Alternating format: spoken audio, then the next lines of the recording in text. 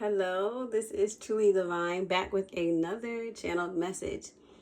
That is really the topic though. Is it a channeled message or is it me accessing memories, as is it with other readers and other people who are intuitively in tune with things? And it really got me to thinking about the law of physics, right? One of the laws of physics is the law of conservation of energy. Energy can't be created or destroyed, only converted from one form to another. So it only changes forms. You can't create it, you can't destroy it, it just changes forms. And we know that we're energy, our souls, we are vibrational beings, right? And so I wrote some notes down. I'm going to try and explain it because as the information was coming, I was just kind of writing. And so I wrote, think about it this way. So when you're playing a video game, right, and you die and you come back in the game, let's just say you have like 3 lives, right? And you come back in the game, you continue on within the game, but you come back with the previous knowledge, right? From that last life. So now you're on life number 2, right? But because of what you learned in the first life, now you're more aware. You know what to do and what not to do, things to avoid, how to, beat certain levels, how to get past certain obstacles within that level, right? And so, but you are still the same person in the flesh matter. You're still the same person playing that game. You're just on another, your second life, your third life. And then, but once those 3 lives are done, it's game over. Now, in most video games like Mortal Kombat, you get an opportunity once the game is over to switch out your character. That's up to you though. It's by choice. If you decide to, you can walk away, turn the game off, say I'm done for the day, I ain't playing no more. Or you could keep going with a different avatar, a different character, right? And so think about it as like you're still the same person selecting a new character, right? So you still have that knowledge. You still know what things to avoid. You still know what things not to do, how to get past certain obstacles. You're just replaying the game with a different character now because you utilize all those lives as that other character. And you can come back as the same person if you so choose, or you select a new person to come back as. But regardless, you are still the same person. You are still the same energy with that same knowledge embedded into you, right? And so when we... And that's really what it comes down to, your free will. Like I said, it's your choice. It's all about choices, right? Life is all about choices. Playing a video game is all about choices. Choosing your character, your avatar, it's all about choices, right? And so my thing is, like, when we are born and we go through the birth canal, it's such a traumatic experience that we forget, things from our previous lives. Now, we may come into that current life or this current life with little clues and hints of, our previous life. Maybe we have a birthmark in a certain spot. Maybe we have a habit or a phobia or a fear, and that contributes to the way we may have, died in a previous life. So we come back with little like hints, as you want to call it, in a game. You get, you can ask for help, you get hints. But ultimately, it's up to us to remember how to play the game. It's up to us to remember how to defeat certain monsters and get past certain obstacles, right?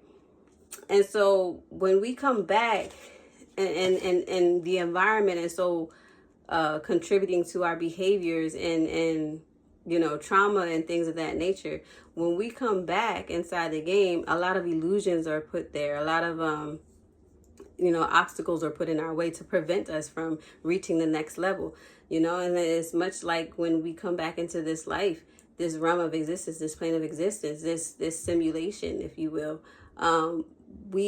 There's so many obstacles and illusions put in our face and things that cause so many traumatic experience that we tend to forget who we really are or why we even came back.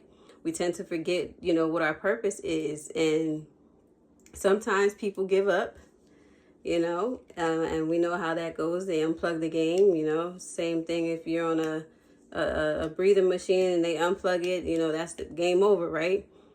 And so it's really of the same thing. And a couple movie references that I was given was I was giving Spy Kids 3D.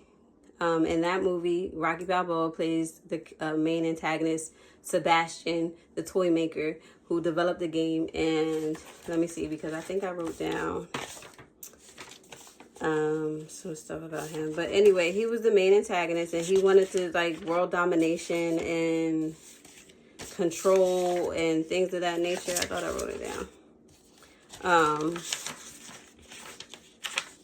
Yeah, but anyway, and then another movie I was given was Wreck-It Ralph. And we know in Wreck-It Ralph, the little girl, Vanellope Von Sweet, she's the glitch in the game Sugar Rush. She's not allowed to race. She's not allowed to enter the race or anything like that. And the people in the game are really mean to her. And so Ralph kind of comes in as like her guide to help her win the race. And at the end of the movie, when she finally does reach the finish line within the race, the memories of the townspeople, the people in Sugar Rush, their memories were restored. And ultimately, so was hers. And then she remembered that she was actually the princess of the game. And they remembered that she was the princess of the game. So the mayor had wiped their memories. And I believe it's much like I said, when we come into this whatever you want to call this, school, this planet, this realm, when we come here through the birthing process, you know, our memories are washed. But like I said, ultimately it's up to us to remember how that works. And again, since we know that with the law of conservation in physics, we can't destroy energy, it only changes form.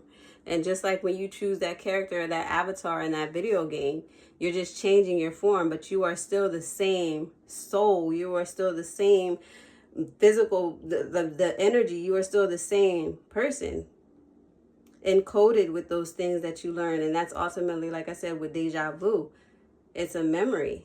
So that got me to thinking like, okay, when we tarot readers and intuitives and all of that, when we're sitting here and we're getting downloads and we're channeling messages and things of that nature, is it really a channeled message, or are we accessing our memories from past lives?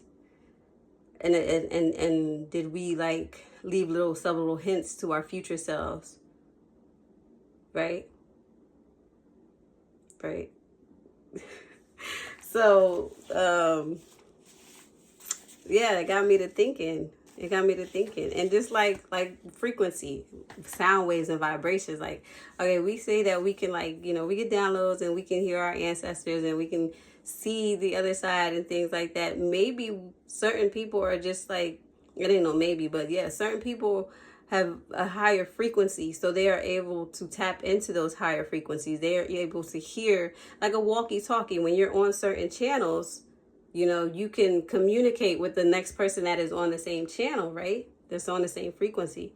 So all of these things kind of correlate and go hand in hand. It's just a matter of really looking at things from a different perspective. And so again, the question still lies, is it channeled messages, or are we accessing memories? And like I said, because we are so high vibrational, the ones that do have these gifts and things of that nature, or you know, are able to remember and have, you know, healed and blocked out certain things and released certain things from past timelines.